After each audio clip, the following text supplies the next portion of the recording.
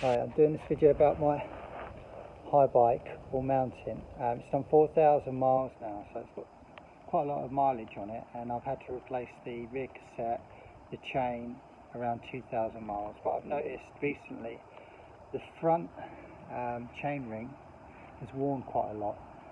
So if you inspect your chain and turn the crank slightly, you'll see there's a bit of movement, and you can see how worn it is. I mean, they're like spider-like, they're very thin compared to, this is one that's not worn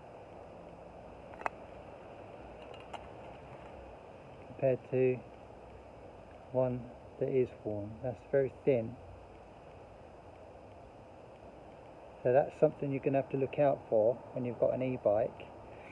But I think the race face, 32 tooth, narrow wide, which means it fits the different chain links more tightly, so basically it won't allow the chain to fall off if you don't have a chain device, but I use chain devices anyway just to make sure. But it looks quite good, it's on there at the moment, and it's a lot thicker. The material is a lot thicker than that. That's very thin. So if you get a race face front chain ring, it is a lot thicker than that. It's probably double the thickness, but it works fine. Hopefully it'll be more durable as well, because it's the same material, it's aluminium.